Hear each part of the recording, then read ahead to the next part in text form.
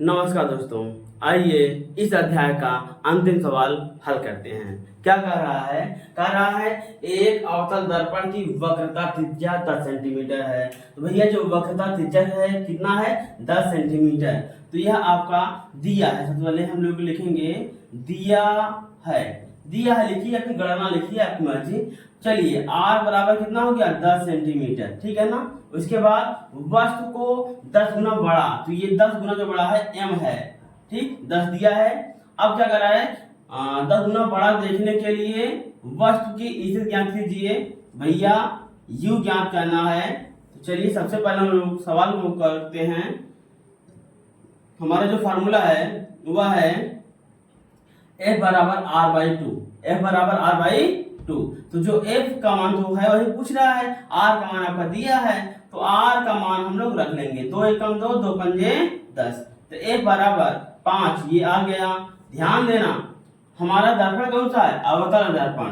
तो ध्यान दीजिए बेटा, अवतल दर्पण होने के कारण f का मान हमारे किसमें आएगा? माइनस में, ठीक। और एक बात ध्यान दीजिएगा, m का हम आवर्धन के लिए, किसके लिए? आवर्धन के लिए हमारा जो सूत्र है वह हमारा है, आवर्धन के लिए m बराबर v/u का जो फार्मूला है वह लगा देंगे, ठीक है। तो हमारा m का मान कितना है? m का मान है 10 बराबर v/u। इसका गुणा इधर करेंगे तो 10u बराबर v। ध्यान दीजिएगा, अब आगे लगाएंगे हम लोग। क्या करेंगे?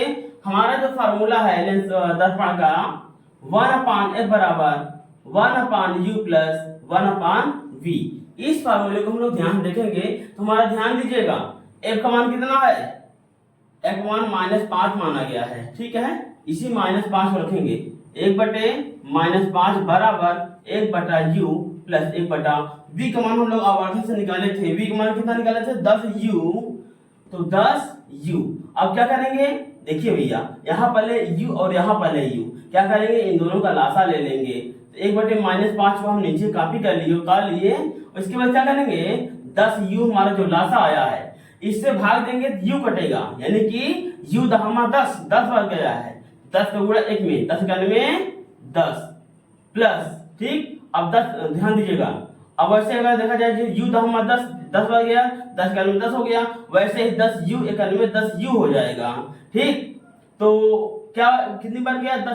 10u 91 एक बार गया है, 1 का गुणा 1 में हो जाएगा, 1 तो कितना हो जाएगा? 1/-5 बराबर 10 एका 11/10u। इसका गुणा इधर करते हैं, इसका गुणा इधर करेंगे तो कितना हो जाएगा? 1/10u बराबर 1/10u बराबर ये कितना हो जाएगा? 11/-5 हो जाएगा। आपका हो गया 10u बराबर -55 और u बराबर हो गया -55/10। u बराबर -5.5। ये कहां से आया? ध्यान दीजिए, ये कहां से आया आपका? जब आप 10 से भाग 55 में देंगे, 55 में देंगे तो 10 बचे 50 हो जाएगा, 5 बचिएगा, 10.0, 10 बचे 50 भैया।